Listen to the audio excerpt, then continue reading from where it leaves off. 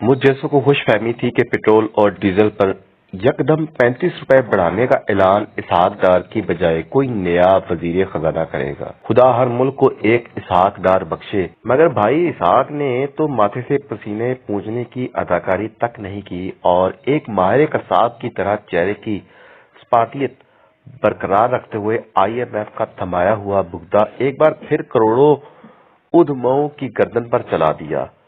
कशकोली मजबूरी तो समझ में आती है, मगर फालतू की नमक पाशी की आदत अकल से बालातर है। वहीं मरियम नवाज, जिन्होंने अपनी जमात से ताल्लुक रखने वाले वजीर खजाना मुफ्ता इस्माइल को एक नाकाम वजीर साबित करने का कोई मौका नहीं गंवाया।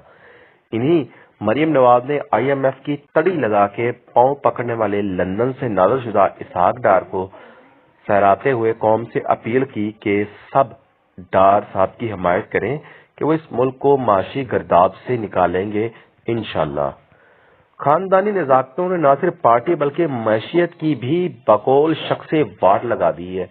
यही होना करना 4 माह पहले भी किया जा सकता था, मगर इस पूरे अरसे में भाई साहब के टारगन बनने का शौक माशी बेयकीनी की सूरत में $6 अरब के बराबर नुकसान के तौर पर इस मुल्क को ही भुगतना पड़ा। मगर वजीर आजम में इतनी जुरात नहीं कि वो रायबंद और पाकिस्तान को अलग अलग करके खानदानी व समंथियानी जंजीरें तोड़ के हकीकी फैसले कर सकें। अगर इसहाक डार का नाम मुफ्ता इस्माइल होता तो इन्हें बरतरफ हुए आज 3 दिन गुजर चुके होते, क्योंकि 3 दिन पहले ही आपने फरमाया था पाकिस्तान अल्लाह ने बनाया है और अल्लाह ही चलाएगा।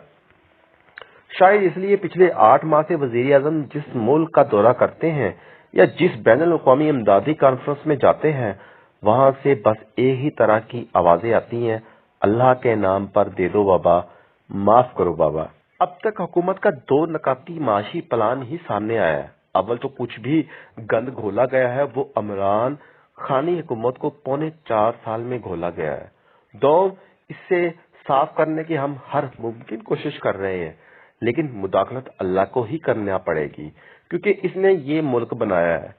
वैसे तो भाई इसहाक, शहबाज शरीफ, जरदारी, इमरान खान, परवेज इलाही वगैरह वगैरह को भी अल्लाह ने ही बनाया है, मगर ये सब कौम को बना रहे हैं। क्या किया जाए? दिन में तारे दिखाने वाले ये सब के सब हमारी आंखों के तारे हैं। क्योंकि ये सब हमारे हैं, इसीलिए ये भी नहीं कहा जा सकता कि तेनू लबे मौला। और जो इस स्क्रिप्ट का मुसन्निफ, प्रोड्यूसर और हदायतकार है, इसने ऐन इस वक्त सियासी फिल्म से लातल्की का ऐलान कर दिया है, जब भी कोई तकसीमकार ये फिल्म उठाने को तैयार ही नहीं।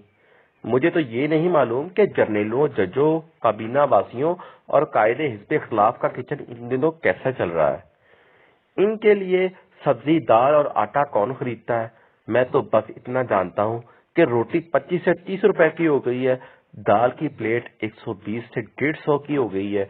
जो मजदूर दाल जैसी पुरताइश डिश अफोर्ड नहीं कर सकता, वो एक रोटी, एक टमाटर, 2 हरी मिर्चें और एक दरमियाने साइज के प्याज इसी से 100 रुपए में खरीद के पानी पी लेता है।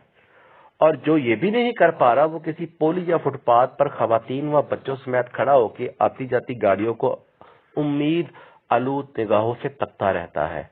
सलाम है सिक्योरिटी गार्ड को, जिसकी तनख्वाह आज भी 15 से 20 हजार रुपए है, ड्यूटी 12 घंटे की है, और पेट भरने को किसी खैराती इदारे या लंगर की गजाई की तार। इसने अब तक चोरी, डाके या बंदूक सीधी करने के बारे में नहीं सोचा। शायद यही इंसान इसी दौर का वली है। सलाम सलाम सलाम। इसी के साथ इजाजत दीजिएगा अपने मेजबान को। मजीद टॉपिक के साथ हाजिर होंगे। अगर आप हमारे चैनल पर नए हैं तो लाइक, सब्सक्राइब और शेयर करना ना भूलिएगा। अल्लाह निगहबान।